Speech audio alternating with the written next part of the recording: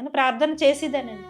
అది జరిగిపోయేది. అది జరిగిపోతుంటే నాకేమనిపించేదండి, అసలు నేను ప్రార్థన చేస్తే జరగడం ఏంటి? అది జరిగిందా? నిజమేనా? అని ఒకసారి గిల్లుకుని చూడనా? ఇదేంటి? ఇంత అద్భుతమా? ఆగు అక్కడ, నీకు అధికారం లేదు అని ఒక స్వరం వినిపించిందండి. ఆయన అదృశ్యమై వెళ్ళిపోయారు. మా కుటుంబానికైతే ఇంకా మాకు దిక్కు ఎవ్వరూ లేరండి. నాన్నగారు చనిపోయారు, మా హస్బెండ్ చనిపోయారు, తమ్ముడు చిన్నోడు, మేము.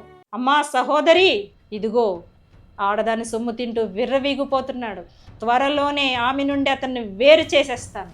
నీ కుమార్తెని నేను విడిచిపెట్టను. ఈ దేహము మాత్రమే నువ్వు కన్నావు, ఇందులో ఆత్మ నేనై ఉన్నాను.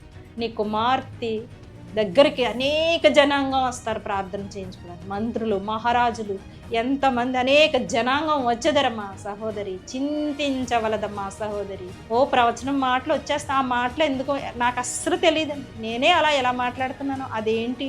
లక్షవారం నైట్ 12 గంటల నుంచే నేను పచ్చి మంచినీళ్ళు ముట్టుకొని, మళ్ళీ శుక్రవారం సాయంత్రం 6 వరకు కూడా పచ్చి మంచినీళ్ళు ముట్టుకొని ఉపవాసం ఉండి ప్రార్థన చేస్తాను. తర్వాత రాగా ఇంక నాకు ఎవరైనా ఒకరు వచ్చి ప్రార్థన చేయమంటుంటే వాళ్ళలో ఏమున్నదో, వాళ్ళు ఏం తప్పు చేశారో నాకు దేవుడు బయలుపరిచేస్తాను. నేను వాళ్ళకి చెప్పడానికి భయపడుతున్నాను. వెళ్ళేసరికి ఆ అబ్బాయిని చూసేసరికి నాకే భయం అనిపించింది. కూర్చొని ప్రార్థన చేస్తున్నానండి. ప్రార్థన చేస్తుంటే నా ముందు ఒక దేవదూత వచ్చి ప్రత్యక్షమై ఉఫ్ అని ఊతుంటే అగ్ని మంటలు వచ్చేస్తున్నాయండి.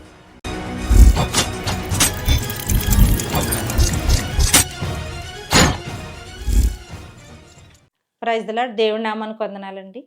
అలాగే బ్రదర్ జోషి గారికి కూడా నా ప్రత్యేకమైన వందనాలు తెలియచేసుకుంటున్నాను. ప్రైజ్ ది లార్డ్ అమ్మా. నా పేరు రత్నకుమార్ అండి. మాది కాకినాడ. మీరు పుట్టుకతోనే కాకినాడ అండి? కాకినాడ ఇక్కడే పుట్టాను. పుట్టుకతోనే కాకినాడ అండి. ఇక్కడ నేను మాది అగ్నికుల క్షత్రియులండి. మాది అన్యులు, మేము భయంకరమైన ఆరాధకులము. ఎక్కువగా నోములు, వ్రతాలు ఇలాగ చేస్తూనే ఉండేవాళ్ళము. యేసు ప్రభు గురించి అంటే ప్రభు అని తెలుసు, కానీ మేము ఎప్పుడూ కూడా అంగీకరించినట్టుగా ఆయన గురించి ప్రత్యేకంగా ఇంట్రెస్ట్ చూపించినట్టుగా మేము లేమండి. ఆ తర్వాత నేను 10th క్లాస్ అయిన తర్వాత అమ్మమ్మ వాళ్ళ ఇంటికి వెళ్తే అక్కడ మా మావయ్య గారేమో కాన్వెంట్లో టీచర్ కావాలంటున్నారు, చేస్తావని అడిగితే మా నాన్నగారిని అడిగి వస్తానని చెప్పానండి. ఆ తర్వాత ఏమో మా నాన్నగారు ఒప్పుకోవటం తర్వాత మళ్ళీ తిరిగి వెళ్ళటం జరిగింది. అక్కడ కాన్వెంట్లో నేను టీచర్ చేస్తున్నాను. ఇంకో ఆశ ఏంటంటే నాకు డిగ్రీ చదువుకోవాలి, డిగ్రీ కట్టుకోవాలని ఆశపడుతున్నాను. ఈలోగానేమో మా మావయ్య గారు ఒక సంబంధం తీసుకొచ్చారు. తీసుకొస్తేనేమో అప్పుడే నేను చేసుకోను, నేను ఇంకా చదువుకోవాలంటున్నానండి. చదువుకున్నారంటుంటే మా అమ్మగారు వాళ్ళందరికీ లెటర్ రాసి చెప్పారు, ఇలాగ సంబంధం వచ్చింది అమ్మాయికి, వాళ్ళకి నచ్చింది, వాళ్ళు కావాలని కోరి అడుగుతున్నారు, మరి ఏమంటారని అంటే సరే రమ్మని చెప్పారండి. చెప్తే వాళ్ళేమో మద్రాసు నుంచి వస్తూనే ఎంగేజ్మెంట్కి కావాల్సిన వస్తువులన్నీ తీసుకుని 2 కార్లతోటి ఆ ఊరికి వచ్చేసారండి. వచ్చేస్తే చూపించారు. చూపిస్తే మాకు అమ్మాయి అంతా నచ్చింది, మేము నిశ్చితార్థం ఇచ్చేస్తాం ఇక్కడ అని వాళ్ళు చెప్పారండి. చెప్తే మా నాన్నగారేమో మద్రాసు అంత దూరం మా అమ్మాయిని చేయాలంటే చాలా దూరం, నేను రాకపోకలంటే వెళ్ళలేను, అంత దూరం కూడా చేయలేను, అమ్మాయి చిన్న అమ్మాయి, అలాగే వద్దు అన్నారు. మా పెదనాన్నగారు వాళ్ళందరూ తిట్టారు, ఎందుకు అమ్మాయి కూడా చదువుకున్న అమ్మాయి, వాళ్ళు ఎంతో కోరి అడుగుతున్నారు, పర్వాలేదు అని అంటే సరే అని ఒప్పుకున్నారు. అక్కడ నిశ్చితార్థం జరిగిపోయింది.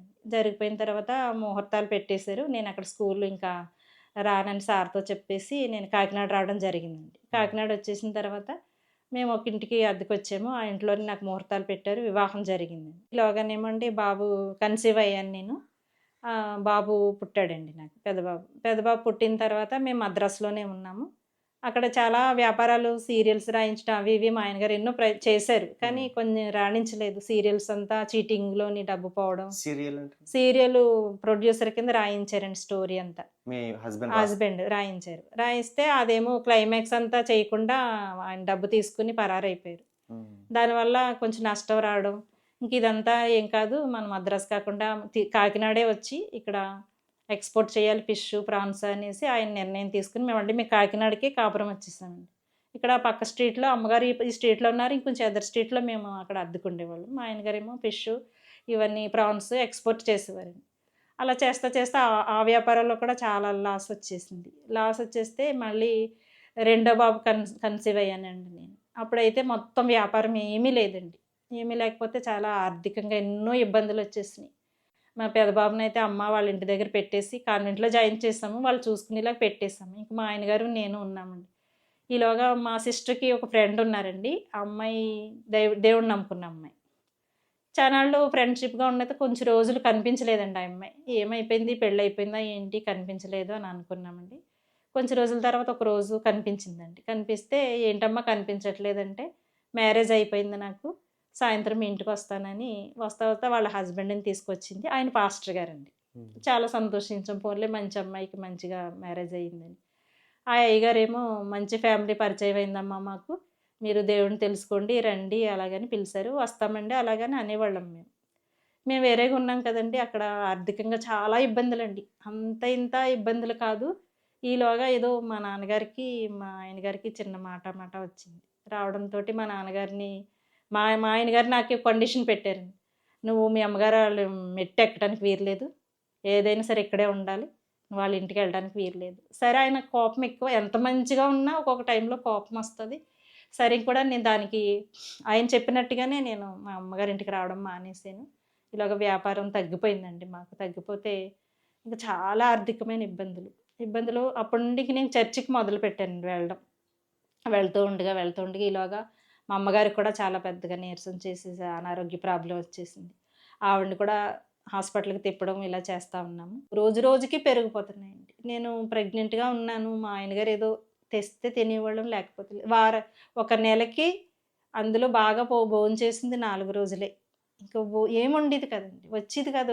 ఏదైనా అనుకున్న పని కూడా జరిగేది కాదు. ఇలా ఉంటుంటే మా అమ్మగారికి చాలా సీరియస్‌గా ఉందని తెలిసింది. మా ఆయన గారు ఎళ్ళొద్దన్నారు కదండీ! ఒకరోజు ఆయనకి తెలియకుండా వచ్చానండి నేను ఇంటికి. వచ్చినప్పుడు మా పెద్ద బాబు ఉన్నాడక్కడే. అప్పుడు ఎవరో ఇచ్చింది బైబిల్ చిన్నది ఉందండి మా ఇంట్లో. కొత్త నిబంధన. అది తీసుకొని నా ఒళ్ళో పెట్టుకున్నాను నేను. పెట్టుకొని మా అమ్మకి ఆరోగ్యం బాలేదు. మాకు పరిస్థితి చూస్తే ఇలా ఉంది. ఇంకా ఇద్దరు చెల్లెళ్ళు పెళ్లి చేయాలి. తమ్ముడున్నాడు. ఏమైపోతామని బాధపడుతూ ఆ రోజు నేను అనుకున్నానండి. ప్రభువా! నువ్వు గొప్ప దేవుడవని చెప్తూ ఉంటారు. అందరూ చెప్తుంటే నేను విన్నాను. అందుకని ఈ రోజు నుంచి మేము ఏ దేవుడికి పూజ చెయ్యం. ఏ విగ్రహానికి పూజ చేయము. నోములు, వ్రతాలు అన్నీ ఈ రోజు నుంచి నేను మానేస్తున్నానంతే. ఇంక నేను చేయను. నువ్వే నాకు దేవుడువు. అందుకని మా అమ్మగారిని స్వస్థపరచండి అని కన్నీరు కార్చి నాకు ప్రార్థన అని కూడా తెలీదండి అది. మనసులో ఆత్మలో నేను అనుకున్నాను అలాగా. అది కొత్త నిబంధన చేత్తో పట్టుకొని అలా అనుకున్నాను. తెల్లారి నుంచి మా అమ్మగారికి బాగుంది. బాగుంటే తెలిసింది నాకు బాగుందని నేనొచ్చేసాను. మా ఆయన గారికి "నువ్వు చెప్పకుండా ఎళ్ళావని" కూడా కోపడ్డారండి. ఏదో బాగోలేదు కదా అని చూడ్డానికెళ్ళాను అన్నాను అంతే అండి. తర్వాత నేను చర్చికి వెళ్ళడం మొదలుపెట్టాను. వెళ్ళడం, రావడం అలా జరుగుతుంది. జరుగుతుంటే ఒక 6 నెలలు గడిచిన తర్వాత మా అయ్యగారన్నారు, "అమ్మ ఇంక నూతన సంవత్సరం వస్తుంది. మీరు రక్షణ పొందాలి. మీ భార్యాభర్తలు కూడా రక్షణ పొందాలని" అంటే, "సరే అండి అయ్యగారు" మా ఆయన గారిని కూడా అడిగి "మేము రేపు రక్షణ పొందేస్తాము" అని సిద్ధపడిపోయాము. మా ఆయన గారిని నేను అడిగానండి. ఇలాగ అయ్యగారు రక్షణ పొందమంటున్నారు. మనిద్దరం వెళ్దాం వస్తారా మీరంటే, ముందు నువ్వు తీసుకో రక్షణ. ఆ తర్వాత నేను ఒక పని అనుకుంటున్నాను ఆలోచనలో. అది జరిగితే నేను కూడా రక్షణ తీసుకుంటాను. ముందు నువ్వు తీసుకో అన్నారు. చాలా సంతోషించాను. తర్వాత మా అత్తగారిని కూడా ఒక మాట చెప్పాలని ఆవిడకి ఫోన్ చేసి చెప్పానండి. చెప్తే, "అమ్మ నువ్వేదైనా మంచి పనే చేస్తావు. సరే అమ్మ నీ ఇష్టం" అని ఆవిడ కూడా అన్నారు. చాలా సంతోషంగా నేనెళ్ళి అప్పటికే రెండో బాబు ప్రెగ్నెంట్‌గా ఉన్నాను. మూడో మాసం అండి నాకు. నేను వెళ్ళి రక్షణ పొందేయటం జరిగింది. రక్షణ పొందేసిన ప్రతి ఆదివారం నేను వెళ్తున్నాను. ఇంక మా ఇంట్లో అంటే చాలా ఆర్థిక ఇబ్బందులండి. మంచినీళ్ళు తాగి నేను నేల మీద బోలెడు సామాన్లు సారీలు అన్నీ నాకు బోలెడు సామాను సారీ అంతా పెట్టారు. అదంతా చెన్నైలో ఉన్నాయి. ఇక్కడ అంటే వంటకి మాత్రం సామాన్లు మా అమ్మగారు ఒక గ్యాస్ స్టవ్వు ఒక అలా ఇచ్చారు. మధ్యవర్తిగా వచ్చేసాం కదండీ ఊరికి. అలా మేము అక్కడ ఉంటున్నాం. ప్రతిరోజు కూడా మంచినీళ్ళు తాగి మా ఆయన గారు నేను పడుకునేవాళ్ళమండి. ఆయనకేదైనా వర్క్ దొరికిందంటే చాలా ఎక్కువ తీసుకొచ్చేసేవారు. అలా ఉండగా ఉండగా 8 నెలలయిందండి. ఒకరోజు మా జీవితంలో మా ఆయన గారు నేను ఇంట్లో ఉండగా, ఒకరోజండి ఒక నైటు 4 రోజుల నుంచి భోజనం లేదండి. భోజనం లేకపోతే ఒకరోజు ఆయన బియ్యము, కూర తీసుకొచ్చారు. వంట చేసుకొని మేము తిన్నామండి. తిన్నగా ఆ రోజు బాగా గుర్తు నాకు. కొంచెం అన్నం ఇంతే మిగిలిందండి. ఇంత అన్నం, ఇంతే కూర చేపలు పీతల పులుసండి. అది కొంచెం ఊరిసిపెట్టి గిన్నెలో గిన్నె పెట్టి మూత పెట్టి నేను ఒక టేబుల్ మీద పెట్టాను. ఆ తెల్లారి నేను చెకప్‌కి వెళ్ళాలండి హాస్పిటల్‌కి. హాస్పిటల్‌కి వెళ్ళేటప్పుడు నా దగ్గర డబ్బులు లేవని మా ఆయన గారు రూ. 10 ఇచ్చారు నాకు. ఆ రూ. 10 నేను పర్స్‌లో పెట్టుకొని ఆటోలో వెళ్ళానండి. రూ. 5 ఆటో అప్పటి రోజుల్లో. వెళ్ళి నేను చెకప్ చేయించుకుంటే వాళ్ళు కాల్షియం టాబ్లెట్లు అవి ఇచ్చారు. "నువ్వు చాలా బలహీనంగా ఉన్నావమ్మా. ఎక్కువ ఫుడ్ తీసుకోవాలి. బేబీ లోపలేమి ఎదగట్లేదు" అలా ఇలా చెప్పారు. సరే అనుకుని నేను ఆ చెకప్ తీసుకుని ఆ కాల్షియం టాబ్లెట్లు తీసుకుని నేను మళ్ళీ వచ్చాను. ఆటో ఎక్కితే ఈ ₹5 కూడా ఉండవండి నా దగ్గర. ఏం చేయాలో నాకు తోచట్లేదు. సరే ఆటో ఎక్కకుండా అక్కడి నుండి నేను గోళీలపేట మా గృహానికి కాలినడకనే వచ్చానండి. నడుచుకుంటూ ఇంటికొచ్చాను. వచ్చిన తర్వాత మా ఆయన గారు ఎక్కడికో బయటికెళ్తా దారిలో ఎదురయ్యారు. ఎదురయ్యి నాకేదో చిన్న పని దొరికిందని చెప్తున్నారు. వైజాగ్ వెళ్ళాలి. అందుకని నీ దగ్గర ఉన్న ఆ ₹5 నాకు ఇవ్వని ఆయన తీసేసుకున్నారు. తీసుకుంటే ఇంక నాకు కోపం వచ్చేసిందండి. ఉన్న ₹5 ఈయన తీసేసుకున్నారని. సరే నేను ఇంటికొచ్చానండి. నడిచొచ్చాను కాళ్ళు ఇంక మనిషిని మైకం వచ్చేస్తుంది. తూలిపోతున్నాను. ఏం చేయాలో తెలీదు. 1 ఆ టైం అయిపోయింది. భోజనం లేదు. మంచినీళ్ళు తాగాను. కానీ లోపల ఉన్న శిశువు కూడా కదిలిపోతుంది నాకు. ఆహా! చాలా ఆకలేసేస్తుంది. ఆ చుట్టుపక్కల వాళ్ళు ఎవరైనా కొంచెం అన్నం పెడితే బాగుండు నాకు. అడిగితే ఏమనుకుంటారు అన్నంత ఫీలింగ్ ఆ సిచ్యువేషన్‌కి వచ్చేసి ఉన్నాను నేను. ఇంకేం చేయాలో తెలియక రాత్రి మిగిలిన కొంచెం అన్నము, పులుసు చూసి ఓపెన్ చేసి చూసానండి. చూడగానే అన్నం జావ ఫుల్లు కంపొచ్చేస్తుందండి. ఆ ఉన్న కూర కూడా ఏదో ఎలక చచ్చిన వాసనొచ్చేస్తుంది. 2 అలాగే మూత పెట్టాను.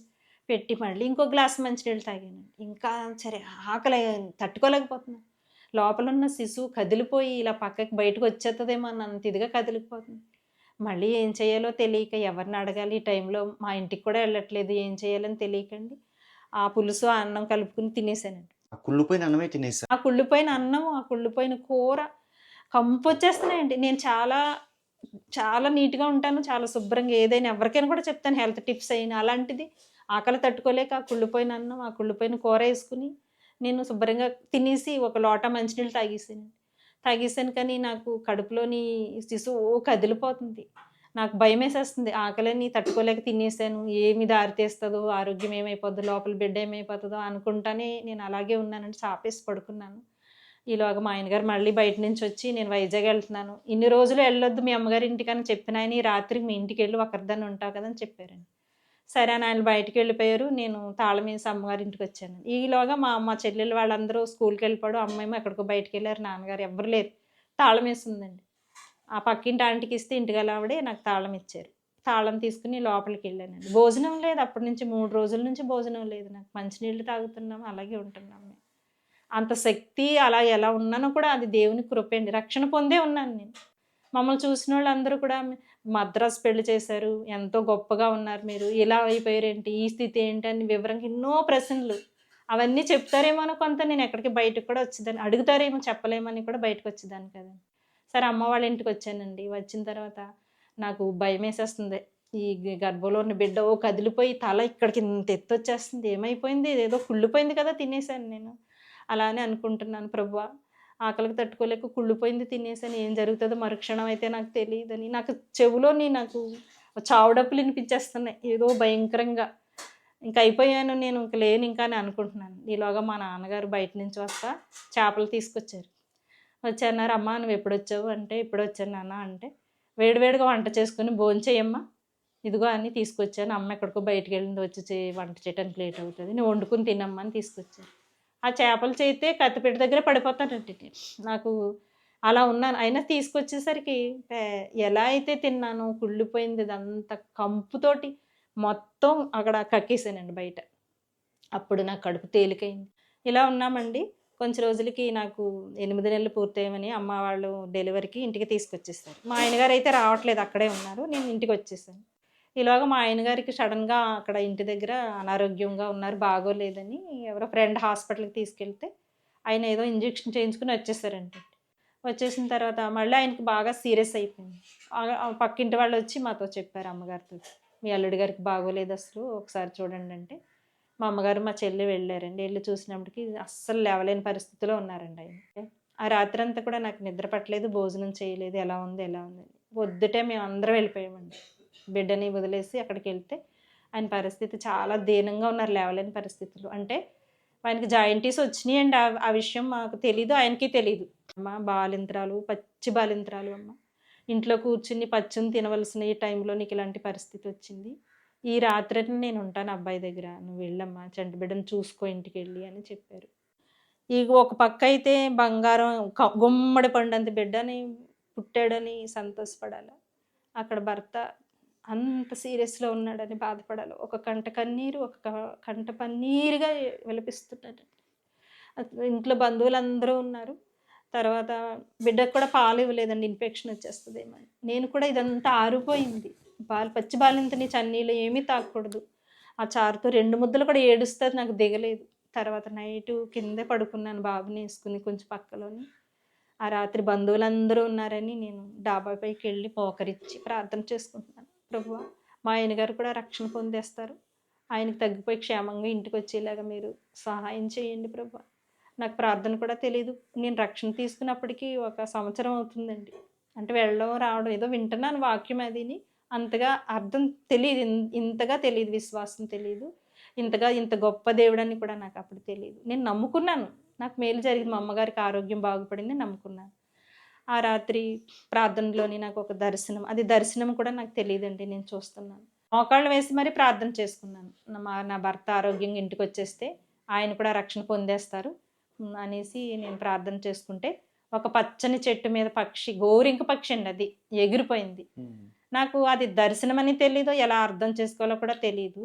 ఆరోగ్యంగా ఇంటికొచ్చేస్తారేమో అని నేను అనుకున్నానండి. అనుకుని ఆ ప్రార్థన చేసుకుని కిందకొచ్చేసాక నేను పడుకున్నాను. పడుకున్నాక ఇంక అందరూ ఏడుస్తానే భోజనాలు ఎవరు చేయట్లేదు. ఎందుకంటే వాళ్ళకి ఇతని సీరియస్ కండిషన్ తెలిసిపోయి ఉంటది. నాకు చెప్పలేదు. సరే నేనేమనుకున్నానో ఆ రోజు ఏడుస్తూనే ప్రార్థన చేసుకుంటూ పడుకున్నానండి. మళ్ళీ నాకు ఇంకో కలొస్తుందండి. ఆ కల ఎలా అంటే, ఇంతకుముందు నేను విగ్రహారాధకులు బాగా చేసేదాన్ని సోమవారం ఈశ్వరుడికి. ఆ ఈశ్వరుడు నాకు కల్లో వచ్చాడండి. వచ్చినప్పటికి నేను అక్కడైతే పడుకుంటే నన్ను, ఇదిగో నీ భర్త దగ్గరికి నేను హాస్పిటల్‌కి వెళ్తున్నాను అని అక్కడ తలుపు తీస్తున్నారండి బయటికెళ్ళడానికి. ఈశ్వరుడు స్వయంగా మనిషి. తలుపు తీస్తుంటే లోపల నుండి ఒక స్వరం వినపడుతుందండి. ఆగు అక్కడ, నీకు అధికారం లేదు అని ఒక స్వరం వినిపించిందండి. ఆయన అదృశ్యమై వెళ్ళిపోయాడు. తెల్లారిన తర్వాత నేను హాస్పిటల్‌కి వెళ్ళిపోయానండి పొద్దుటే. ఈ అలసిపోయి ఉన్నాను. ఒక పక్కేమో ఆపరేషన్ చేసుకున్న మనిషిని, బాలింతరాలనేమో అలసిపోయి నాకు ఎక్కడ లేని నిద్రొచ్చేస్తుందండి. నిద్ర మైకం ఊగిపోతుంది. ఈ పక్క బెడ్ మీద ఒక అతను చనిపోయాడు. తీసుకెళ్ళిపోయారు. ఈ నిద్ర ఆగలేక ఎంతలా ఉన్నా సరే అక్కడిది ఒక టవల్ తీసుకొచ్చి యేసుకుని నేను పడుకుని, నాకు నిద్రొచ్చేసి పడుకుని పోతున్నా. ఆయన పిలుస్తున్నారంటండి. లక్ష్మీ రా, లక్ష్మీ రా, నాకేదో అయిపోతుంది లక్ష్మీ రా అని పిలుస్తుంటే నాకు వినిపించట్లేదు. మైకం వచ్చేసి ఎక్కడో కోమాలోకి వెళ్ళిపోయానండి. నేను ఎన్ని రోజుల నుంచి నిద్ర లేదు, హారం లేదు, విచారంలో ఉన్నాను. ఇలా ఉండగా పక్క పేషెంట్ వచ్చి నన్ను లేపారు. ఎప్పటినుంచో పిలుస్తున్నారమ్మా మీ ఆయన గారు, నువ్వు లేవట్లేదంట. అయ్యో అని లేసొచ్చాను. నాకు కొంచెం మంచినీళ్ళు పట్టించమంటే పట్టించాను. ఇటు పడుకున్న అతను అన్నారు, నన్ను ఇటు పక్క తిప్పు, నాకు నడుము నొప్పి వచ్చేస్తున్నాను కానీ పైకి లెగదీసి ఇలా ఒళ్ళో పెట్టుకున్న ఈ ఈ పిల్లో తీసి ఇటేసి నేను మారుద్దాం అనేసరికి ప్రాణం పోయిందండి. నా ఒళ్ళోనే ప్రాణం పోయింది. కానీ నాకు ఈయన చనిపోయారు అని ఏడుపు ఏమి రావట్లేదండి. గుండెలో ఆందోళన పడిపోయింది. కంటిలో చుక్క రావట్లేదు. ఏదో అయిపోయినట్టుగా ఉన్నా. ఈ వీధి అందరూ వచ్చారండి జనం. వచ్చి ఇంత మంచి అమ్మాయి ఎంతో బాగా బ్రతికింది. అతను కూడా మంచివాడే. మద్రాసు నుండి వస్తేనండి వీధికి పంచేవాళ్ళమండి మేము. తీసుకొచ్చిన స్వీటు, పువ్వులును. పలానా నాగమణి గారు వాళ్ళ అల్లుడు వచ్చాడంటేనే తెలుస్తది. ఇంకెవ్వరికీ తెలీదు. ఎంతో ఆగారంగా చూసుకుంటున్నారు ఈళ్ళు. ఈ బిడ్డకి ఇలాగయిందని నేను ఏడవట్లేదండి. ప్రభువుని తలుసుకుంటూనే ఉన్నాను. నాకు కంటికి చుక్క రావట్లేదు. ఏడవట్లేదు. ఆ ప్రభువుని తలుసుకుని, తండ్రి ఎందుకు ఇలా జరిగిందో నాకు తెలియట్లేదు. నేను ఆరోగ్యంగా ఇంటికి ఎగిరొచ్చేస్తారేమో అనుకున్నాను గానీ, ఇదేమోని నాకు తెలియట్లేదు ప్రభు అనుకున్నానండి. ఆయన చనిపోయారు. అయితే అలా అయిపోయిందండి. ఆ తర్వాత మాకు ఇంట్లోనే అమ్మగారి ఇంటి దగ్గరే ఉండిపోయాను. మద్రాసుకి రమ్మని మా అత్తగారు పిలిచినా నేను వెళ్ళలేదండి. ఇక్కడే ఉన్నాను. తర్వాత పంపిస్తా అన్నారు మా అమ్మగారు వాళ్ళు. ఈలోగా ఆ ఇల్లు మారి ఇంకో ఇంటికొచ్చేసామండి అద్దెకి. అప్పుడు మా నాన్నగారు బాత్రూంలోని కాలు జారి పడిపోయి తెల్లవారుజామున ఆయన పారాలిసిస్ స్ట్రోక్ వచ్చేసిందండి. రావడంతో ఆయనకి హాస్పిటల్ జాయిన్ చేసాము. జాయిన్ చేస్తే ఒక 2 మంత్స్ ట్రీట్మెంట్ జరిగింది. ఆయనకి నయం అవ్వలేదు. మా నాన్నగారు కూడా చనిపోవటం జరిగింది. తర్వాత ఇంకా మా కుటుంబానికైతే ఇంకా మాకు దిక్కు ఎవ్వరూ లేరండి. నాన్నగారు చనిపోయారు, మా హస్బెండ్ చనిపోయారు, తమ్ముడు చిన్నోడు, మేము. కుటుంబానికి ఏం ఆధారం లేదు. ఎంతోమంది బంధువులు అందరూ ఉన్నారు కానీ ఆ టైంలో వచ్చి చూసి అప్పటికప్పుడు వెళ్ళిపోయారు తప్ప మాకు ఆధారం ఏమి లేదు. ఎలా బ్రతకాలి అని అనుకుని, సరే ఇంకా ఒక ఆంటీ గారు ఎప్పుడో బట్టల షాప్‌కి తీసుకెళ్లారు నన్ను. అక్కడ చాలామంది అమ్మాయిలు పనిచేస్తున్నారు, ఆడవాళ్ళు. అనగానే నేను మరుసటి రోజు నుంచి జాయిన్ అవ్వానండి. జాయిన్ అవ్వి అందులోనే నేను పని చేసుకుంటున్నాను. అందులోని మరి తిరిగి ఇంటికి వచ్చేటప్పుడు అయితే నేను ఎన్నో ఇబ్బందులు ఎదుర్కొంటున్నానండి. ఎందుకంటే యవ్వనస్తురాలుగా ఉన్నాను నేను. ఆ టైంలో నా భర్త చనిపోవడం. నాకు వివాహం కానట్టుగానే ఉండేదాన్నండి. 2 బిడ్డల తల్లిలా కూడా నేను ఉండేదాన్ని కాదు. చిన్న వయసులో వివాహం జరగడం వల్ల. ఇలాగే ఎన్నో ఇబ్బందులు ఎదుర్కొంటూ ఉంటున్నామండి. ఇంట్లోని ఒక అంకుల్ గారు మాకు తెలుసు. ఆ ఇంటికొచ్చేవారు వాళ్ళ బంధువుల ఇంటికి. ఇంటికాడ హౌస్ ఓనర్ గారిని అంకుల్, ఆంటీ అని పిలిసేదాన్ని. వాళ్ళు కూడా నన్ను ఎంతో బాగా చూసేవారు. ఆయన మాకు తెలుసు అంకుల్ గారు. మీకేం చుట్టాలా అని అడిగితే అవునన్నారండి. సరే అండి. అలాగే కొంచెం రోజులు ఉన్నాం మేము ఆ ఇంట్లోని. ఒకరోజు ఆయన ఎందుకో తెలీదు ఆయన ఉద్దేశం ఏముందో, ఆయన కడుపులో ఏ దురుద్దేశం ఉందో ఏమో మా విషయంలో చాలా హెల్ప్‌ఫుల్‌గానే మాట్లాడేవారు. మంచాయననే తెలుసు నాకు. ఒకరోజైతే ఆయన ఇల్లు ఖాళీ చేసేయమన్నారండి మమ్మల్ని. ఇల్లు ఖాళీ చేసేయమంటే, ఎందుకు ఖాళీ చేసేయమంటున్నారంటే, ఖాళీ చేసేయండి మీరు ఉండటానికి వీలు లేదు అన్నారు. కానీ ఆయన ఏం దురుద్దేశంతోటో ఉండేవారో తెలీదు కానండి, నేను షాప్ నుండి వచ్చేటప్పుడు నాకు దారిలోని 3 రోజులు ఫాలో చేస్తూ వచ్చేవారు. కొంచెం దూరం రావడం, ఆగడం. మళ్ళీ నేను వచ్చేసిన తర్వాత కొంచెం దూరం రావడం, ఏంటి అంకుల్ గారు ఇలాగా నన్ను ఫాలో చేస్తున్నారు? ఏంటి అని అనుకున్నాను. ఏదైనా అంటే అప్పుడు మా వాళ్ళకి చెప్పొచ్చు అని అనుకున్నాను. మాకంటే ఎవరు ఎనక ముందు లేరు కదా! ఏమన్నా సరే ఎవరు ఉండరని ఆయన అనుకుంటున్నారేమో. కానీ మా వెనక నేను నమ్ముకున్న గొప్ప దేవుడు నాకు తోడుగా ఉన్నాడు. వెంటనే నేను ఇంటికొచ్చి అమ్మకి చెప్పానండి. అతను అంకుల్ నన్ను ఇలా ఫాలో చేస్తున్నారు. నాకు చాలా భయంగా ఉందమ్మా అంటే, సరే ఏదైనా అన్నప్పుడు మనం పోలీస్ కంప్లెయింట్ ఇవ్వచ్చు అని మా అమ్మగారు అన్నారు. సరే ఆ రోజు రాత్రి నేను చాప వేసుకునండి బైబిల్ గ్రంథం తెచ్చుకుని ప్రైరాయిలు దగ్గర పెట్టుకుని అమ్మ నేను మోకరించి నేను ఏడుస్తున్న ప్రార్థన చేస్తున్నానండి. ప్రభువా తండ్రి మా నాన్నగారు లేరు, నాకు భర్త లేరు, తమ్ముడు చిన్నవాడు. మా తమ్ముడు కూడా అనారోగ్యంలో ఉంటున్నాడు. కుటుంబ పోషణ లేక మేము బయటికెళ్ళాము. ఒకప్పుడు మా నాన్నగారు గడప దాటుగా ఎక్కడికి మమ్మల్ని పంపించలేదు. కాకపోతే కష్టపడి బ్రతకాలి కదయ్యా బిడ్డల కోసం, అందరి కోసం. ఏం చేయాలి? ఈరోజు ఇలాగా అతను వెంటాడి వస్తుంటే నాకు చాలా భయంగా ఉంది. నాకెవ్వరు దిక్కులేరు నాయన. అదే నా తండ్రి, నా భర్త ఉంటే ఊరుకుంటారా నాయన? ఇప్పుడు నాకు తండ్రివైనా, తల్లివైనా నీవే ప్రభువా. నీవు తప్ప మరొక దేవుడు నాకు లేడు. అందరిని వదిలేసి నేను నీ దగ్గరికొచ్చానయ్యా అనేసి నేను దేవుడు కన్నీరు మున్నీరుగా విలపిస్తూ ప్రార్థన చేసుకుంటూ ఏడుస్తుంటుంటే అండి, ఆకాశంలోంచి అగ్నిలాగా నా తలపైకొచ్చేసిందండి. వచ్చేసిన తర్వాత ఏమైందో నాకు తెలీదు. మా అమ్మగారు అక్కడ ఏడుస్తున్నారు. మా అమ్మగారు కూడా నా బిడ్డ ఇలాగా ఒంటరిగా కష్టపడడానికి వెళ్తుంది. ఈ పరిస్థితి వచ్చింది ప్రభువా మాకు నువ్వే ఉన్నావు. మా అమ్మగారు కూడా అప్పటికి దేవుడిని నమ్ముకోలేదండి. మా కుటుంబంలో నేను ఒక్కరిదాన్నే రక్షణ పొందున్నాను. మా అమ్మగారు నమ్ముకోకపోయినా కూడా దేవుడిని ప్రార్థించేవారు.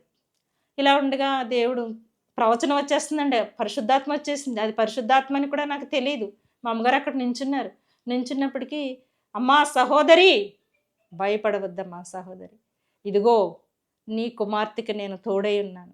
నీ కుమార్తెకి నేను తోడై ఉన్నానమ్మా. భయపడవలదమ్మా సహోదరి. భయపడవలదు. ఇదిగో ఈ దేహము మాత్రమే నువ్వు కన్నావు. ఇందులో ఆత్మ నేనై ఉన్నాను. నువ్వు భయపడవలదమ్మా. అతడు నా నామాన్ని అవమానపరుస్తూ నన్ను ఎన్నో తప్పిదములు చేస్తుంటే క్షమిస్తూ వచ్చాను. ఇక నేను క్షమించను. ఇదిగో ఆడదాని సొమ్ము తింటూ విర్రవీగిపోతున్నాడు. త్వరలోనే ఆమె నుండి అతన్ని వేరు చేసేస్తాను. నీ కుమార్తెని నేను విడిచిపెట్టను. ఈ దేహము మాత్రమే నువ్వు కన్నావు. ఇందులో ఆత్మ నేనై ఉన్నాను.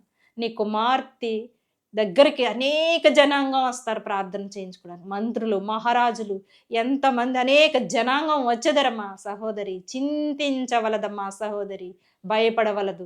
నీ కుమార్తెకి నీకు నేను తోడై ఉన్నాను అని ప్రవచనం మాటలు వచ్చేస్తా. ఆ మాటలు ఎందుకో నాకు అస్సలు తెలియదండి. నేనే అలా ఎలా మాట్లాడుతున్నానో అదేంటి పరిశుద్ధాత్మని కూడా నాకు తెలియదు.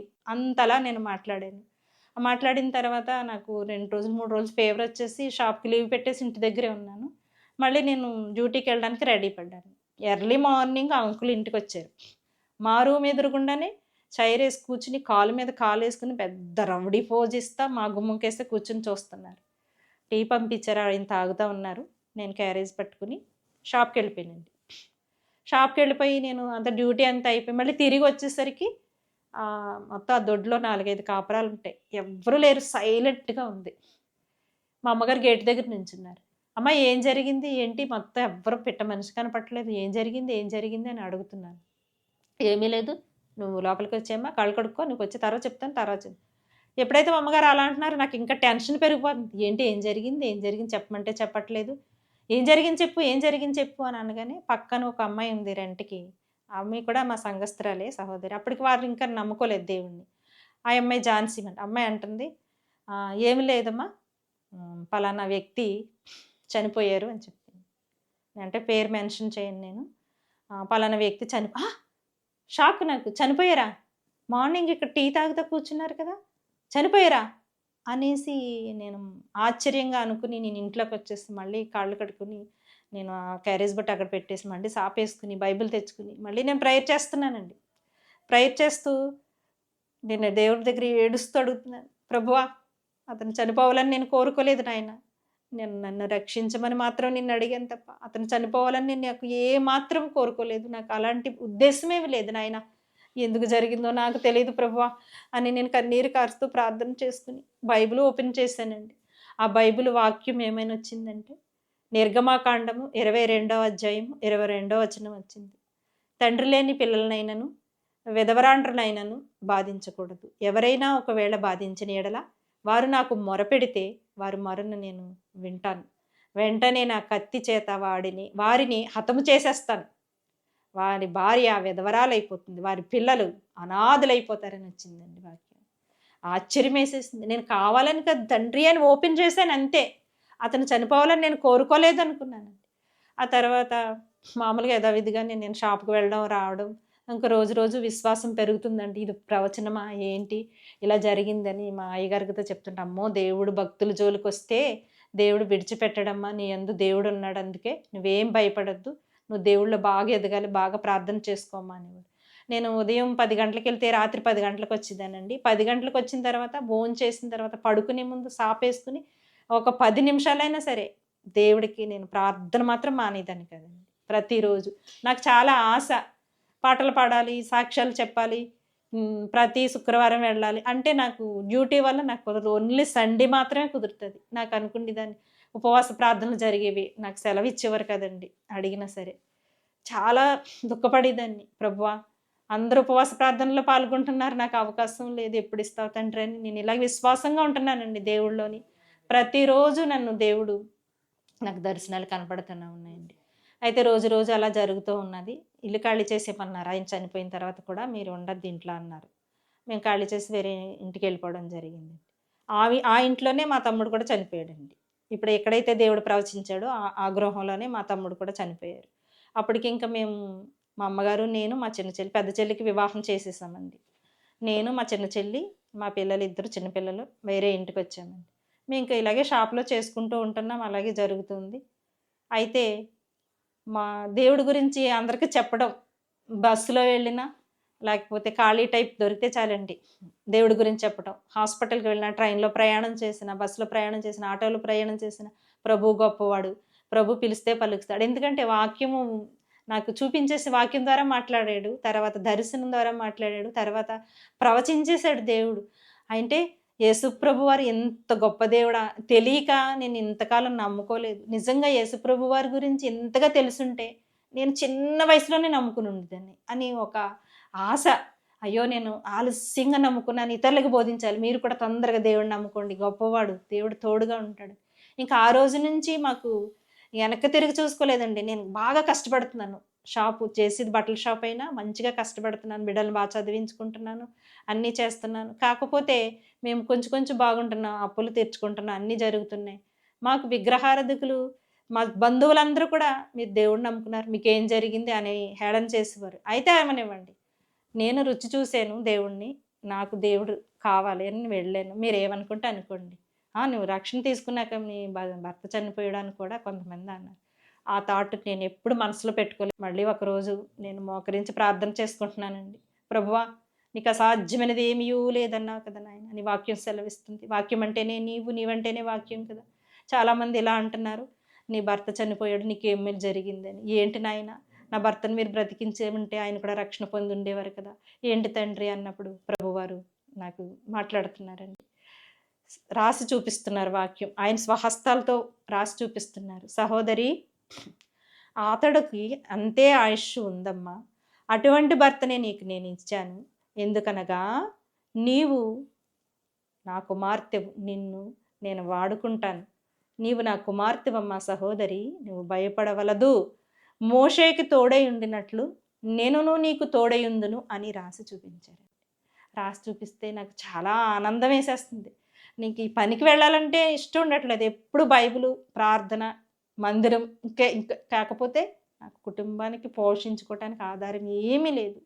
మరి నేను వెళ్ళాలి కదా పనికని. అలాగే పనికి వెళ్తున్నానండి. ఇంకా దేవుడు ప్రతిరోజు కూడా నేను కుటుంబ ఆరాధనలోని ప్రతిరోజు 6 ఆ టైం నుంచి 9, 10 వరకు ప్రార్థన చేసుకుంటాను. బైబిల్ చదవడం, ప్రార్థన చేసుకోవడం. ఎవరైనా కఠినమైన సమస్యలు చెప్తే నేను బుక్‌లో రాసుకుని మరీ చేయి పెట్టి ప్రార్థన చేస్తానండి. అవన్నీ జరుగుతున్నప్పుడు ఒకటి ఒకటి టిక్ పెట్టుకుంటా ఉంటాను. ఒకరోజు నేను ప్రార్థన చేస్తున్నప్పుడు ప్రభువారు నాకు ఒక రాసి చూపిస్తున్నారండి వాక్యం. ఈ స్త్రీ నా యేసు ప్రవక్తిని అని నాకు రాసి చూపించారండి. ప్రవక్తిని అని రాసి చూపించారు. ఇంకా ప్రతిరోజు కూడా నేను ఆరాధనలో ఎక్కువ టైం గడుపుతాను. బైబిల్ చదువుకోవడం, పాటలు పాడుకోవడం, ప్రార్థన చేసుకోవడం. ఎక్కువగా ఇతరుల కోసం ప్రార్థన చేస్తానండి. బాగా ఇతరుల కోసం ప్రార్థన చేస్తాను. నా జీవితంలో ఏమీ జరగట్లేదు, అద్భుతాలు లేవని ఇతరులను హేళన చేసినప్పుడు కూడా నేను ప్రభువుకి పుస్తకంలో ఒక లెటర్ రాసుకున్నానండి. ప్రభువా ఇలాగా అవహేళన చేస్తున్నారు నన్ను. నువ్వు ప్రార్థన చేస్తున్నావు, అందరికీ జరుగుతున్నాయి, నీకే జరగట్లేదు, అలా ఇలా అంటున్నారు ప్రభువా.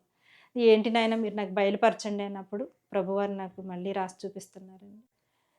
ప్రస్తుతము కేవలము నిన్ను కొలిమిలో పుటమి వేసి తిని సహోదరి భయపడవద్దు, నేను నీకు తోడై ఉన్నాను, మోషేకు తోడై ఉండినట్లు నేను నీకును తోడై ఉండును అని ఆయన మళ్ళీ రాసి చూపించారండి.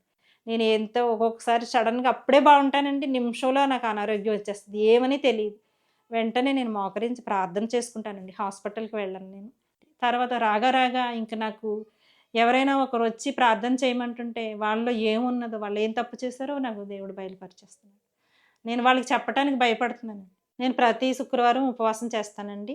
లక్షవారం నైట్ 12 గంటల నుంచే నేను పచ్చి మంచినీళ్ళు ముట్టుకోను.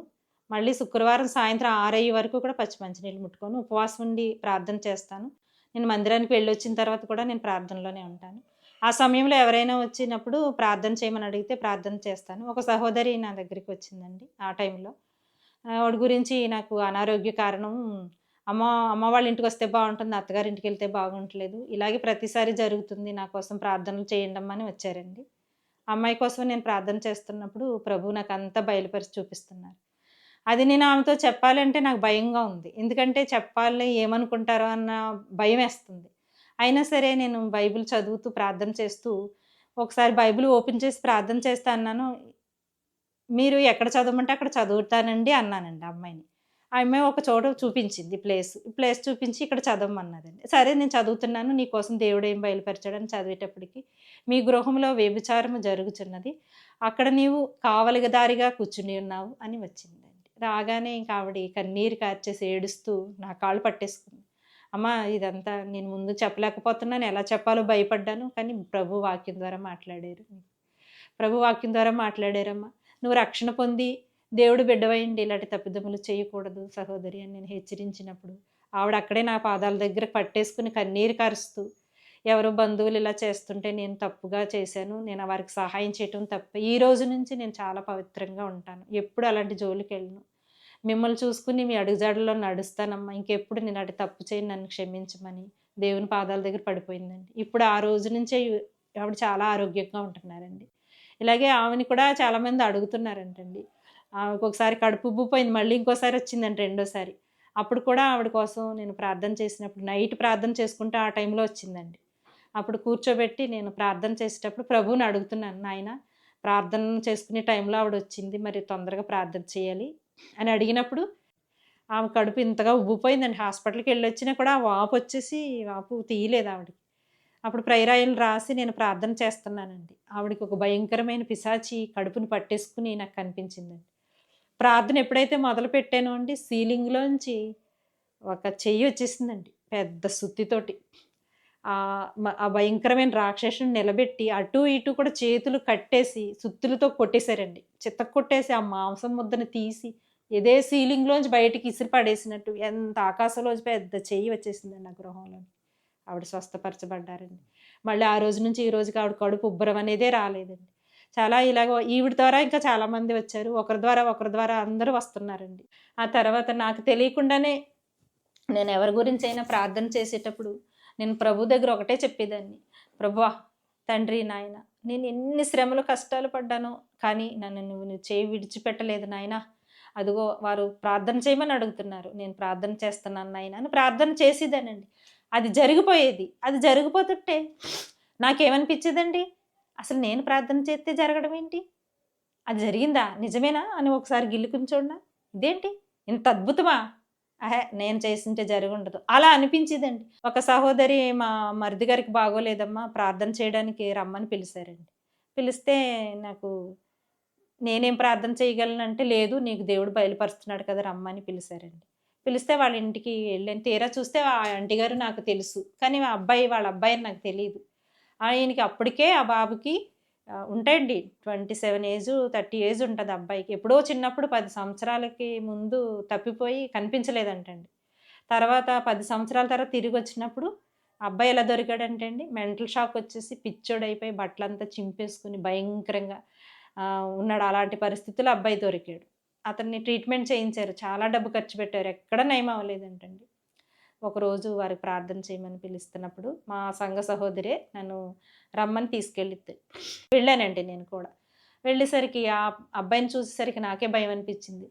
అంటే కొంచెం మెంటల్గా షాక్ అయ్యాడు కదా, ఏమైనా తిరగబడి కొట్టేస్తాడా ఏంటి అని భయం అనిపించి దూరంగా నిలబడ్డాను. కానీ వారి తల్లిగారు ఆ పక్కన నిలబడి కన్నీరు కారుస్తున్నారు. అమ్మా, నాకు యేసుప్రభు నా కొడుకుని బ్రతికిస్తే మేము రక్షణ పొందుతామమ్మా అని ఆవిడ ఏడుస్తూ కన్నీరు మున్నీరు కారిపోతున్నాయి దారులు.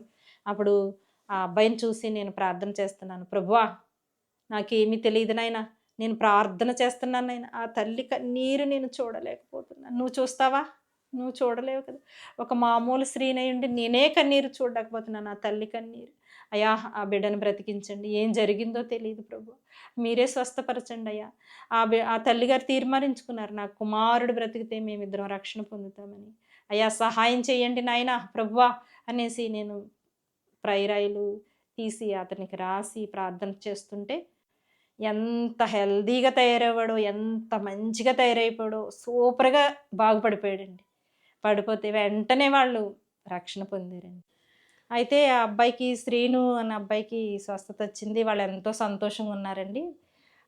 వాళ్ళ ఇరుగు పొరుగు చుట్టాలు బంధువులందరూ కూడా ఆమెను అడుగుతున్నారంట, మీ బాబు ఎలాగ జరిగింది, ఇంత మెరకలాగా జరిగింది మీ జీవితంలో, చాలా అద్భుతం జరిగింది అని ఆవిడని అడుగుతుంటే ఆవిడ చెప్పారంటండి, కాకినాడలో ఒక సహోదరు ఉన్నారు, ఆవిడ ప్రార్థన చేశాక ఎలా చెప్పారో అన్ని విషయాలు మా అబ్బాయి విషయంలో జరిగాయని చెప్పగానే, ఎవరైనా వెళ్తే ప్రార్థన చేస్తారో ఆవిడకి బయలుపరుస్తాడు దేవుడు, మా అబ్బాయి విషయంలో కూడా అలాగ అద్భుతం జరిగిందని ఆవిడ చెప్తే, సరే మా అబ్బాయికి కూడా బాగోలేదు దాన్ని తీసుకెళ్ళమని ఆవిడ చెప్తే నాకు ఫోన్ చేశారండి, తీసుకురమ్మన్నానండి. ఆ తల్లిగారు కూడా ఇంకొక అమ్మని తీసుకుని వచ్చారు. వచ్చిన తర్వాత వాళ్ళ అబ్బాయికి అసలు కాళ్ళు రెండు ఇక్కడ నడుం దగ్గర నుంచి కాళ్ళు పని చేయట్లేదంటండి. ఆవిడ ఏడుస్తూ చెప్పారు, ఇలాగ హాస్పిటల్ కూడా చూపించి వైద్యం చేయించామమ్మా, నయం అవ్వలేదు, ఈ తల్లిగారు మీ గురించి చెప్పారు, దేవుడు మీ ద్వారా మాట్లాడుతున్నాడు, అద్భుతంగాను స్వస్థపరుస్తున్నారని తెలిసింది, వచ్చామండి అని అంటే, తప్పకుండా ప్రార్థన చేస్తానని ప్రార్థన చేశానండి. అంటే చేస్తే ప్రభువారు నాకు దర్శనం చూపిస్తున్నారు వారి అబ్బాయి కోసం. అతను వ్యవసాయం చేస్తారు, బోరు వాటరు, ఒక పాక అంతా నాకు చూపిస్తున్నారు. చూపిస్తుంటే నేను ఆ తల్లిగారిని అడిగానండి, మీ అబ్బాయి ఇలాగా వ్యవసాయం చేస్తారని, బోరు వాటర్ దగ్గర ఉంటారని, ఒక పాక వేసుకున్నంత వ్యవసాయం అంతా ఆయన చూసుకుంటారని, ప్రతిరోజు అక్కడ పని చేస్తారని నాకు దేవుడు చూపిస్తున్నారంటే, ఆ తల్లిగారు అవునమ్మా ఖచ్చితంగా అలాగే మా అబ్బాయి పని చేస్తున్నాడని చెప్పారండి. చెప్పిన తర్వాత మళ్ళీ నేను ఆ అబ్బాయి కోసం ప్రార్థన మొదలుపెట్టాను, మళ్ళీ ప్రార్థన చేస్తున్నానండి. చేస్తుంటే అక్కడ ఒక తప్పు చేశాడు, అక్కడ అబ్బాయి తప్పు చేసినందువల్ల ఈ 2 కాళ్ళకి 7 దెయ్యములు పట్టేసినవి, అందువల్ల ఈ కుమారుడు నడవట్లేదని మాకు ప్రభువారు మళ్ళీ దర్శనంలో బయలుపరిచారండి. ఆవిడకి నేను చెప్పానండి. ఆవిడ అన్నది, మా పెద్ద అబ్బాయి అంటే నేను అలా అంటే ఒప్పుకోనమ్మా, నాకేం తెలుసమ్మా, ప్రభువు చెప్పిందే నేను మీకు చెప్తున్నాను, ఆయన చూపించిందే మీకు చెప్తున్నానని చెప్పానండి. సరే అయితే ప్రార్థన చేయమ్మా, ఎలాగమ్మా అంటే, నేను ఒక ప్రేయర్ ఆయిల్ ఇస్తానండి బాటిల్తో, అది మీరు పట్టుకెళ్ళి 2 కాళ్ళకి సిలువ గుర్తులు వేసేసి ప్రార్థన చేయండి అంటే, నాకు భయం వేస్తుంది అన్నారు. పోనీ మీరు పట్టుకెళ్ళి రాయండి, నాకు ఫోన్ చేయండి, ఫోన్లో స్పీకర్ ఆన్ చేస్తే నేను ప్రార్థన చేస్తానని నేను ఆవిడకి చెప్పానండి. ఆ ప్రార్థనను నేను ఆవిడకి ఇచ్చానండి, పట్టుకుని వెళ్ళారు. వెళ్తే రాత్రి 9 ఆ టైంలో నాకు ఫోన్ చేశారండి. అప్పుడు నేనేం చెప్పానండి, మొత్తం తైలం అంతా సిలువలు వేసేయండి, అబ్బాయికి కూడా చెప్పకండి, దెయ్యములు పట్టేసేయంటే భయపడతారు కొంతమంది, చెప్పొద్దని చెప్పానండి. సరే అండి అనేసి స్పీకర్ ఆన్ చేస్తే నేను కూర్చొని ప్రార్థన చేస్తున్నానండి. ప్రార్థన చేస్తుంటే నా ముందు ఒక దేవదూత వచ్చి ప్రత్యక్షమయ్యి ఉఫ్ అని ఊతుంటే అగ్ని మంటలు వచ్చేస్తున్నాయండి. వచ్చేస్తుంటే, సహోదరి నేను అక్కడికి వెళ్తున్నాను ఆ ఊరికి అని నాకు ఆ దేవదూత నాతో మాట్లాడుతుంది. నేను ప్రార్థన చేస్తున్నానండి. ప్రార్థన చేస్తున్నప్పుడు అక్కడికి వెళ్ళిపోయిందండి. వితిన్ 2 సెకండ్స్‌లో మళ్ళీ అక్కడ నాకు దర్శనం కనపడుతుంది ఆ ఊర్లో. ఆ అబ్బాయి దగ్గర వెళ్ళిపోయి కాళ్ళ దగ్గర ఉఫ్ అని ఊదగానే ఒక్కొక్క దెయ్యం పట్టిన దెయ్యం మాడిపోయి వాకట్లో పడిపోతున్నాయండి. అలాగా 7 సార్లు కూడా ఊదేస్తే మొత్తం 7 దెయ్యాలు వదిలేసి మాడిపోయి వాకట్లో పడిపోయినాయండి. ఇతడు నా సాక్షి అని చెప్పి నాకు దర్శనంలో ఆయన చెప్పారండి. చెప్తే నేను ప్రార్థన చేశాను. ఆ తల్లిగారికి కూడా చెప్పాను. ఏమీ లేదు, ప్రభు దేవదూతని పంపించి మొత్తం అంతా కూడా స్వస్థపరిచారు. మీ అబ్బాయికి ఏం అవ్వదు, బాగుంటాడని చెప్పానండి. ఏ సహోదరి అయితే నా దగ్గరికి తీసుకొచ్చిందో తెల్లవారి ఆ అబ్బాయి మళ్ళీ బైక్ వేసుకుని వాళ్ళ ఇంటికి వచ్చాడంటండి. వచ్చి అక్క ఏదో అవుతారంట. అక్క నువ్వు ఎవరి దగ్గర తీసుకెళ్ళావో ఆ తల్లిగారు నాకు ప్రార్థన చేశారు, ప్రభు నన్ను స్వస్థపరిచాడు, చాలా సంతోషం అంటే మొత్తం ఇరుగు పొరుగు వాళ్ళు అందరూ కూడా ఆశ్చర్యపడ్డారంటండి. ఏంటి ఈ అబ్బాయి నిన్నటి వరకు మోసుకెళ్ళారు, ఈరోజు ఇంతగా బైక్ వేసి తిరుగుతున్నాడని. అది కూడా విని చాలా సంతోషం అనిపించింది. కానీ ఒకరి ద్వారా ఒకరు, ఒకరి ద్వారా ఒకరు, ఆ ఊర్లో రాలేని వాళ్ళంతా ఎవరు లేరండి. ఊర్ల నుంచి వస్తున్నారు చాలామంది. నాకు ఇలా ఈ కార్యాలు ఎక్కువ అవుతూనే ఉన్నాయి. నా జీవితంలో అనారోగ్యం ఎక్కువ అవుతూ ఉంది. ఎంతో మందికి చేస్తున్నావు, స్వస్థత వస్తుంది కదా తండ్రి, నాకెందుకు ఇలాగ అనారోగ్యం అవుతుందో ఏంటో నాకు ఒక్కరోజు కూడా స్వస్థత లేదు, బాగుందన్న రోజు లేదండి. ఇంకా మా అమ్మగారు ఏమన్నారంటే, నువ్వు అందరికీ ప్రార్థన చేస్తున్నావు, అందరూ బాగుంటున్నారు, నీకు బాగుంటలేదు కాబట్టి నువ్వు మానేయమని చెప్పారండి. మానేయమ్మ, నువ్వు ఎవరికి ప్రార్థన చేయొద్దు అన్నారు. మా అమ్మ మీద కోపడ్డానండి. దేవుడు పని చేస్తుంటే నువ్వు కోపడితే నువ్వైనా నాకు ఇష్టం ఉండదు. నాకు తల్లి అయినా బిడ్డలైనా ఎవరైనా సరే దేవుని తర్వాతే. నువ్వు అలాగా అనొద్దమ్మా, నాకు కోపం వస్తుందని మా అమ్మగారి మీద కూడా కోపడ్డానండి. అయితే కరోనా వచ్చేసింది కదండి, అప్పుడు నేను పని మానేశాను. మా బాబు కూడా వేరే పని చూసుకున్నాడు. ఇంకే వర్క్ లేదు. అప్పుడు కూడా ఇబ్బందుల్లో ఉన్నప్పుడు అప్పుడు కూడా మాకు ఫ్రెండ్స్ తర్వాత ఎవరి దగ్గర చేయి చాచలేదండి. ఉద్యోగం లేదు, మానేసి ఇంట్లో కూర్చున్నాను. అనారోగ్య సమస్యలు. అయితే దేవుడు ఎలా పోషించాడంటే, ఏలియాని కాకుల ద్వారా రొట్టెని పంపించి పోషించినట్టు అద్భుతంగా బంధువులు ఏంటండి, స్నేహితులు ఏంటండి, ఎవరో ఒకళ్ళు నాకు ఫోన్పే చేసి 2000, 1500, 1000 అలా డబ్బులు పంపిస్తూనే ఉండేవారండి. ఎలా పోషింపబడ్డామంటే మంచి హెల్తీ ఫుడ్ ఎవరు తిని ఉండరండి. అలా అంత మంచి ఫుడ్ పెట్టాడు మాకు. ఇంకా మాకు భోజనానికి లోటు లేదండి ఆ కరోనా టైంలోని. ఇంకా బంధువులు, స్నేహితులు, రక్త సంబంధికులు అందరూ ఎవరో ఒకళ్ళు, అమ్మ నువ్వు ఇంట్లోనే ఉండవు, బిడ్డ కూడా పనికెళ్ళలేదు, నువ్వు పనికెళ్ళకపోతే ఎలాగా అని వాళ్ళు ఫోన్పే చేసి మాకు డబ్బులు పంపించేవారండి. మేము పోషింపబడతా ఉన్నాం. ఒకరోజు శుక్రవారం వస్తుంది, ఆ రోజు నేను ఉపవాసం ఉండాలి అనుకుంటే ముందు రోజు లక్షవారం ముందు రోజు నుంచే నేనేం తాగకూడదు, ఏమి తినకూడదు అని 5 గంటల నుంచే నాకు ప్రేరేపణ వచ్చేస్తుందండి. ఆ 12 గంటల నుంచి నేను పచ్చి మంచినీళ్ళు ముట్టను. 6 వరకు కూడా మళ్ళీ పచ్చి మంచినీళ్ళు ముట్టను. ప్రభు అనుకునే ప్రార్థన చేసుకుంటూనే ఉంటానండి. అయితే దేవుడి దగ్గర ఒకటే తీర్మానం చేసుకున్నానండి. ప్రభువా, నన్ను నువ్వు వాడుకుంటే నాకు నకిలీ ఆత్మ వద్దు. నాకు నకిలీ ఆత్మ, నకిలీది ఏ వరము వద్దు. నాకు ఏ కానుకలు నేను అడగట్లేదు. నీ కొరకు నేను అరిగిపోవాలంతే. అరిగిపోవాలి. నీ సన్నిధిలో నేను ఒక జ్యోతిగా వెలిగిపోవాలి. రోగులకు ఔషధంగా మారిపోవాలి. అనేక మందికి ప్రార్థన చేయాలి. నీ వంటి గొప్ప దేవుడు మరొకడు లేడని నేను ప్రకటించాలి అని ప్రార్థన చేసింది. అయితే దేవుడు నాకు ఒక దర్శనం చూపించాడండి. రాబో కాలంలో ఎంతో బలంగా నేను వాడుకుంటాను. ఇదిగో సహోదరి, నువ్వు భయపడవద్దు. ఇంకొక దర్శనం చూపించారండి. ఇంకా ఇప్పుడు ఈ 2004లో మనం ఉన్నాం, 24లో. రేపు నూతన సంవత్సరం రాకపోతుంది 25. ఎక్కడి నుంచి సహోదరి, అన్యదేవుల్ని పూజించుటకు మనుషులు ఉండరు. వారు సముద్రం అడుగున దాగుకొని ఉందురు. ఆకాశం అందే కానీ, భూమి అందే కానీ, భూమి క్రింద నీళ్ళ యందే కానీ నీవు తప్ప మరొక దేవుడు లేడు అని నాకు బయలుపరిచారండి. ఒక అక్షరాలు అలా రాసి అందులోంచి నిప్పురవ్వలు కాలుతున్నాయండి. ఇదిగో త్వరగా వచ్చుతున్నాను అని నిప్పురవ్వలు కాలుతున్నట్టు నేను దర్శనం చూశానండి. ఇలాగ దేవుడు నన్ను ఇంత అద్భుతంగా మరి మాట్లాడుతూ ఉన్నారు. కొంత నమ్మిన వారు, రక్షింపబడిన వారు నమ్ముతారు. నమ్మలేని వారికి నేనేమీ చెప్పలేను. కానీ నాకేమీ లేకపోయినా ఇతరుల కోసం నేను ముఖ్యంగా వారి కోసం ఎందుకంటే యవనస్త్రాలుగా ఉన్నప్పుడు భర్త చనిపోవడము, భోజనం లేని పరిస్థితుల్లోని ఎలాంటి కష్టాలు అనుభవించానో అవి పగవారికి ఎవ్వరికి రాకూడదు ఇతరులకని నేను ప్రార్థన చేస్తానండి. అయితే ఇంకా నా జీవితంలో ఎన్ని రోజులైనా సరే దేవుడు మాటలు సాక్ష్యం చెప్పడానికి సరిపోదండి. సమయం సరిపోదు. కానీ నేను ఇంకొక దర్శనం నాకు ప్రభు చూపించారు. అది నేను చెప్తానండి. అది ఎలాగంటే నేను ఒక దర్శనంలో ఎక్కడో సభ జరుగుతుందండి. మహాసభ. ఆ సభలో స్టేజ్ అంతా అలంకరించేశారు. ఇంకా పాస్టర్ గారు రాలేదు. జనాంగం మాత్రం ఇసుకేస్తే రాలరండి. మొఖం కనిపించట్లేదు గానీ నెత్తులు కనపడుతున్నాయండి వచ్చిన జనాలు. అంత ఇరుక్కుపోయి ఎన్ని లక్షల వేల మంది కూర్చున్నారో తెలీదండి. పెద్ద సభ. ఆ సభలో నాకు దర్శనంలో కనిపిస్తుందండి. అయితే ఈ సభ అంతా జనం కూర్చున్నారండి. స్టేజ్ అంతా అలంకరించేశారు.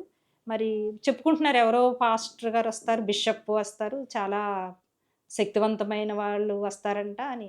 నేను ఆ సభకు వెళ్ళానండి. వెళ్ళాను ఆ దర్శనంలోని. జనమందరికంటే వెనకాల కుర్చీ ఉందండి. 2 కుర్చీలేసి. ఒక కుర్చీలో నేను కూర్చున్నాను. ఒక కుర్చీలో ఆయన కూర్చున్నారండి. ఒక కుర్చీలో ఆయన కూర్చున్నారు. ఎవరో తెలీదు నాకు. నేను కూర్చున్నా. నేనైతే బైబిల్ గ్రంథము, ఒక బుక్కు, ఒక పెన్ను, రిఫరెన్స్ రాసుకోవడానికి. ఎప్పుడొస్తారు పాస్టర్ గారు రాసుకుందాం, ఎప్పుడు చెప్తారు వాక్యం రాసుకుందాం అంటేనే రావాలి రావాలంటే ఆతృత ఎదురు చూస్తున్నానండి. చూస్తూ ఉన్నప్పటికి ఈ పక్కనున్న వ్యక్తి ఎవరో అసలు నేను గమనించలేదు. కూర్చున్నారు. అతనికి నాకు మాత్రమే కుర్చీలున్నాయండి. అయితే ఆ కుర్చీలోని నేను ఏం చేశాను, ఈ బైబిల్ అంతా ఇలా చూసినప్పటికి యేసుప్రభు వారు ఉన్నారు. తెల్లని వస్త్రంతోటి ఇలాగా వస్త్రం కప్పుకొని యేసుప్రభు అన్నారు. ఆయన చూసి నేను పైకి నిలబడిపోయానండి. నాతో పాటు ఆయన నిలబడ్డారు. నిలబడగానే నేను చేతులెత్తి నమస్కారం చేస్తుంటే నా తల ముడేసేసారు ఆయన చేతులతోటి. ఆయన ఎలాంటి అంగీ ధరించారో అదే అంగీ నాకు తొడిగేశారు. తొడిగేసి నా చేతికి సిలువిచ్చారండి. సిలువిచ్చి ఆ వస్త్రం నాకు తొడిగేసి, ఈ తల కూడా ముడేసేసి, నాకు ఒక వస్త్రం కప్పేసి, ఒక సిలువ నా చేతికిచ్చి, ఇవన్నీ యేసుప్రభువారు నాకు పక్కనున్నది ఇంతవరకు యేసుప్రభువారు ఎవరోనే నేను గమనించలేదు. నాతో పాటు కూర్చున్నారు. ఆయనకి నాకే మాత్రమే కుర్చీ ఉంది. జనమందరూ ఎంతమంది కింద కూర్చున్నారు. స్టేజ్ అలంకరించుంది. పాస్టర్ గారు ఎవరొస్తారో, ఎప్పుడు రాసుకుందాం రిఫరెన్స్ అంటా ఉన్నాను నేను.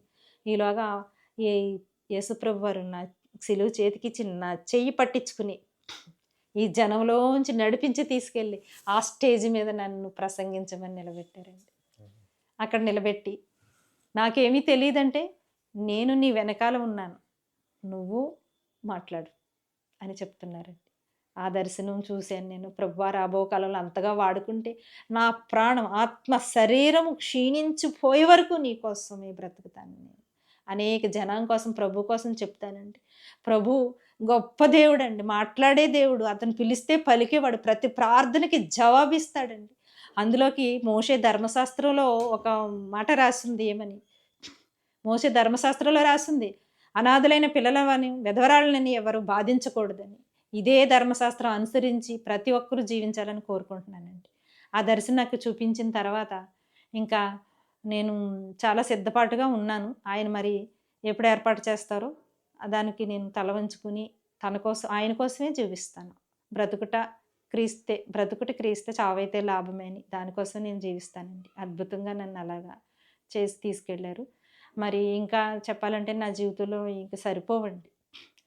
ఏంటే మరి ఒకసారి అయితే చాలా చాలా జనమండి. ఎక్కడికో శ్మశానం దగ్గరికి వెళ్తున్న టైంలో అక్కడ కూడా శ్మశానం తెరవబడిపోతున్నాయండి. మనుషులు లెగిసిపోతున్నారు. చెప్పండి, గట్టిగా చెప్పండి. అయితే ఇలాగే మరి నాకైతే నలుగురు పెద్ద పెద్ద బాడీ గార్డ్స్ ఉన్నారండి నా చుట్టూ. చాలా బాడీ బిల్డర్స్. వాళ్ళ మధ్యలో ఉండి నేను ఎక్కడికో వెళ్ళానండి. వెళ్తుంటే ఎంత జనమో తప్పించుకోలేకుండా నన్ను తీసుకెళ్తున్నారు. ఎక్కడో శ్మశానాలు ఉంటాయండి. ఆ శ్మశానాల్లోని కప్పుబడిపోయి ఉన్న శవాల దగ్గరికి వెళ్ళి నిలబడుతుంటే రాజభటులు నాకు కూడా ఉన్నారండి. ఆ భటులేమో గుణపని ఇలా టచ్ చేస్తుంటే చాలండి ఓపెన్ అయిపోయి జీవం వచ్చేస్తుంది. మరో కొండ మీద కాలు అడుగు పెడుతుంటే ఆ కొండ రాతి బండలో కూడా మొక్కలు వచ్చేస్తున్నాయండి. నిజమైన దేవుడని చేతులు, తండ్రి నువ్వు నిరూపించి బిడ్డలు లేని వాళ్ళకి బిడ్డలు అంటుంటే ఈ చేతిలోంచండి ధార ఇలా పైకి వచ్చేస్తుందండి. ఎవరో పైప్ పెడితే మ్యాజిక్ చేస్తే అలా వస్తుంది, అలా నీరు ఇలా ఉబ్బుకుపోయి వచ్చేస్తుందండి. అలా వచ్చేస్తుంది. తండ్రి మరి ఇదేంటి అంటే నిజమైన దేవుని జీవజలాలని నాకు వాగ్దానం చేస్తున్నారండి ప్రభు. మరి ప్రతి ఒక్కరికి నేను చెప్పేది ఏంటంటే, నశించు ఆత్మల కొరకు ప్రార్థన చేయండి, దేవుడి కొరకు ప్రకటించండి, దేవుడి కొరకే మీరు జీవించండి. దేవుడు ఒకటి చెప్తున్నాడు, నేను పరిశుద్ధుడనై ఉన్నాను, నా బిడ్డలైన మీరు కూడా పరిశుద్ధంగా జీవించాలని నాతో చెప్తున్నారండి. దేవుడు నన్ను ఎప్పుడూ విడిచిపెట్టలేదు. ఇప్పటికీ కూడా అణ్వస్త్రానికి లోటు లేదు. కాకపోతే మాకు సొంత ఇల్లు లేదు. మరి ప్రార్థనా మందిరం కోసం ఈ ప్రోగ్రాం వీక్షిస్తున్న సహోదరి సహోదరులందరూ మరి సేవ నిమిత్తమై మాకు ఒక చిన్న మందిరం పూరి గుడిసిచ్చేలాగా మీరు అందరూ ప్రార్థన చేయమని మీ అందరికీ కూడా నేను విన్నపించుకుంటున్నానండి ప్రభు పేరిట. అలాగే ఇంతవరకు మరి ఇంత మంచి అవకాశం ఇచ్చిన బ్రదరు జోషి గారికి కూడా నా హృదయపూర్వక ధన్యవాదాలు తెలియచేసుకుంటున్నాను. బ్రదర్ మరి ఇంకొకసారి నన్ను క్షమించండి, ఏమనుకోద్దు, తప్పులుంటే క్షమించండి అని వేడుకుంటున్నాను. ప్రభు పేరిట మీ అందరికీ శుభాభివందనాలు.